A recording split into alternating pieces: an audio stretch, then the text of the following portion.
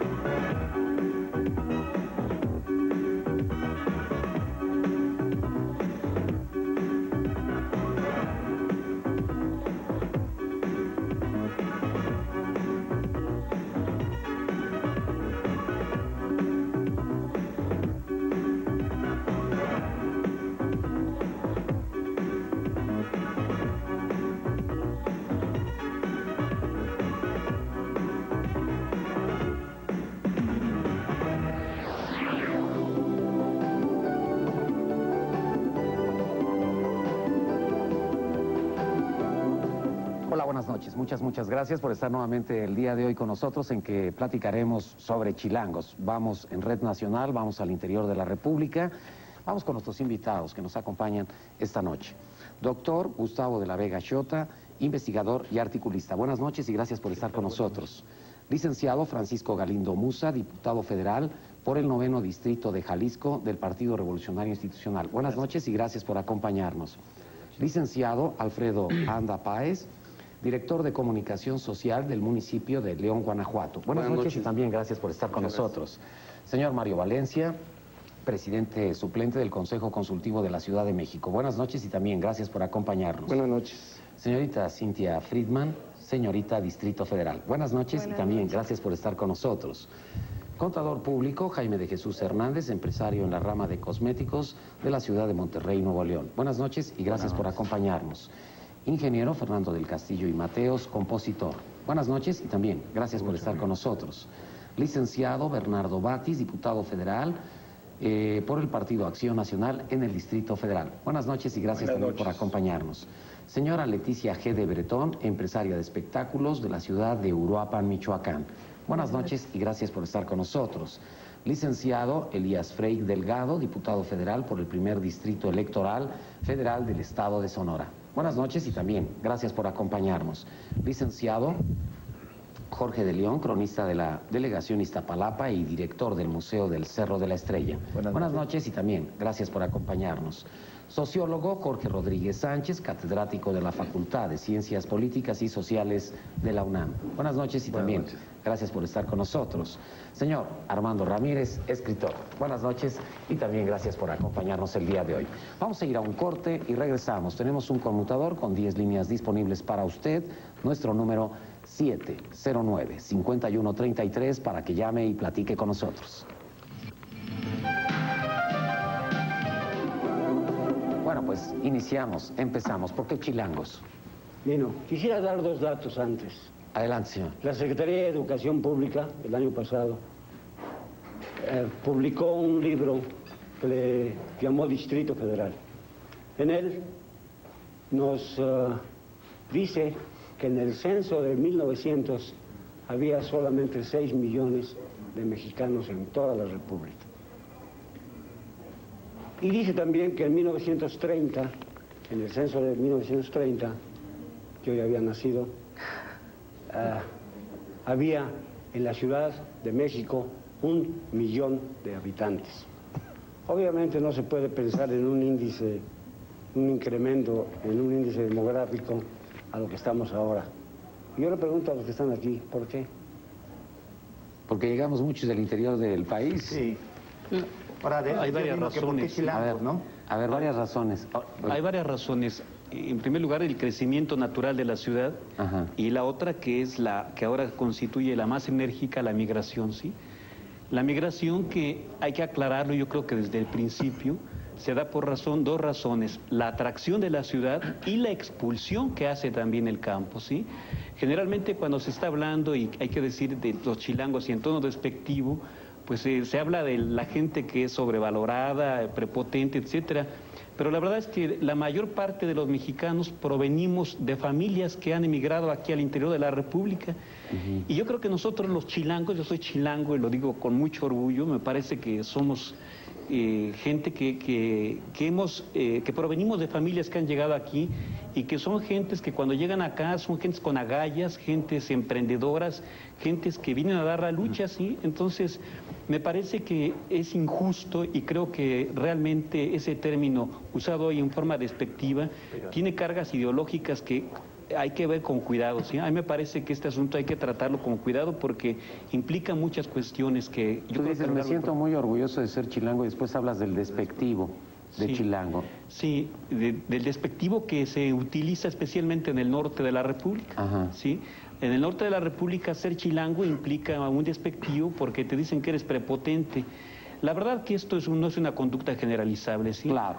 En principio, mira, yo soy profesor de la UNAM y ahí tratamos a todos los alumnos parejos. A nadie se le pregunta de dónde vienes, de dónde eres, ¿sí? Tenemos, yo creo que un concepto de nacionalidad mucho más amplio que el que se tiene en algunas partes del interior de la República. Muy bien. Vamos con llamadas telefónicas. Profesor Carlos Lira, de Coacalco. Las películas mexicanas han hecho mala propaganda de la imagen de las personas que vivimos en el Distrito Federal. También el gobierno puede dividir nuestra nacionalidad para mantenerse en el poder político. Yo no creo eso. Yo no creo eso. Y lo de las películas, Sí. creo que sí es muy importante citarlo, porque en la época de oro del cine mexicano se daba una imagen de la provincia que se contraponía con lo que era la ciudad, donde muchas veces era lo malo de la ciudad, los cabarets, la vida nocturna, el fumar, el cigarro, el alcohol, las universidades, en fin, todo esto. Y la provincia, la imagen del pueblito, las vaquitas, los caballos, el charro mexicano, el balazo, el Jalisco y todas esas cosas, ¿no? Son mitos que eran propios de una época.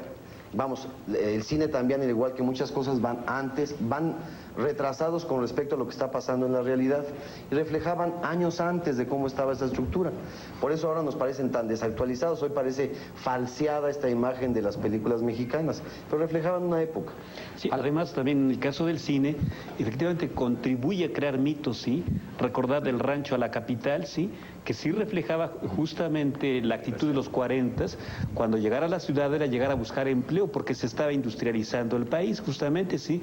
Y era el campesino con agallas, como decía hace unos momentos, el que decidía venir a buscar el bienestar social, que eso es algo que creo que tenemos que dejar claro, se da más en la Ciudad de México, ¿sí? El bienestar social, el control de enfermedades se empieza a dar aquí en la Ciudad de México. Y en ese sentido yo quiero recuperar lo que decíamos del centralismo. Efectivamente, estamos en un régimen centralista, pero eso no es culpa de los chilangos, ¿sí? Esa es una razón histórica. Hace rato se apuntaba desde los españoles, no, es desde los aztecas, desde los que fundaron aquí la Ciudad de México, y luego durante la conquista aquí se establece el virreinato y la gente de provincia tiene que venir a hacer trámites aquí en la Ciudad de México de carácter comercial, de concesión de tierras, etcétera. En fin, históricamente la Ciudad de México tiene una razón de ser, porque es el pivote, el asiento del poder. La semana pasada, el director de pasaportes de la Secretaría de Relaciones Exteriores decía que todavía hace unos años, para sacar el pasaporte había que venir única y exclusivamente al Distrito Federal. Ellos descentralizaron, cubrieron 20 ciudades del interior de la República y muchas personas que pueden hacerlo en su propia ciudad vienen al Distrito Federal para llevárselo porque tiene un valor diferente para ellos, creyendo que es distinto, pero como él dice, el pasaporte es federal, es exactamente el mismo el de aquí que en la ciudad en que ellos viven. Y esto concuerda con lo que tú dices, el burocratismo de venir al centro. Y otra cosa más, mira, que creo que es importante. La verdad es que las gentes de la Ciudad de México no nos molesta como nos digan. Lo que nos molestan son las actitudes que toman, ¿sí? Y que creo que a partir del sismo es realmente cuando se desencadena una actitud que no solamente es de palabras, sino es una actitud que se materializa hasta actitudes que francamente podríamos decir que son fascistas, ¿sí? Como asesinatos que hubo en escuelas en Aguascalientes concretamente, y no recuerdo en qué otra parte del norte. Eso es lo que nos hace sentir temor. En ¿sí? Canoa se sucedió eso. Pero creo que ese En es otro 68. No, era 68, pero yo también he hecho el 68. pero, Unos jóvenes que fueron en 68 acá no fueron masacrados. Ahora pero ahí también... había otro problema. Sí, ¿Qué problema? ¿Fue un problema de qué? ¿De tipo político? Eran los movimientos estudiantiles, era... políticos Sí, religiosos. Ya me acordé. Pero en ese caso no eran chilangos, eran poblanos. Eran poblanos.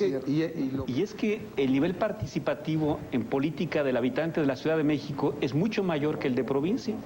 Y eso explica por qué se consiguen con menos dificultad los servicios y otra serie de cosas. Entonces, bueno, también en la participación política está la explicación de por qué tenemos otra condición, ¿sí?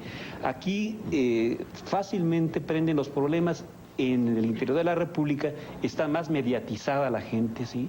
Entonces, bueno, el que se utilicen los recursos para que pase 2 veces el camión de la basura, que no es cierto, tiene una explicación cuando no pasa, las llamadas, las presiones a través de los medios, las manifestaciones, etcétera. Y en provincia, ¿cuántos lugares no tienen los mismos servicios? Y sin embargo la gente está controlada, es apática, ¿sí? Entonces también hemos hecho a la Ciudad de México en ese sentido por una participación política, ¿no? A ver, de lo que decía Francisco y lo que decía mi Distrito Federal, creo que se puede amarrar algo.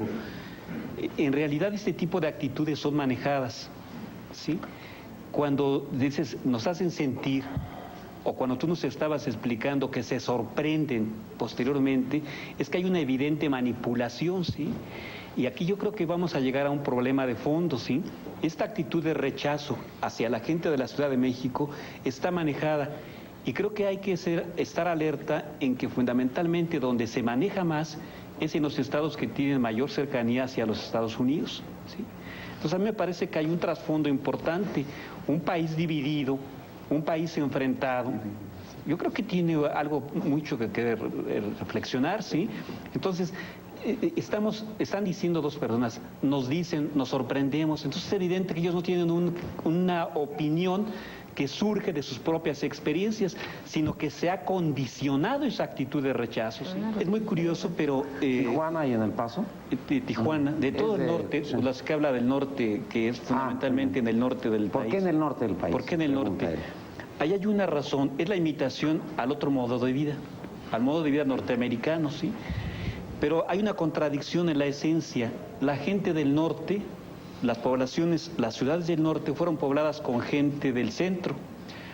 Ayer, bueno, ahora sí ya es ayer viernes en el Universal, hay un artículo estupendo, muy bonito, que firma un articulista basándose en Vito Alessio y en otro autor, historiador tlaxcalteca, que nos narra cómo fueron pobladas hace exactamente 400 años.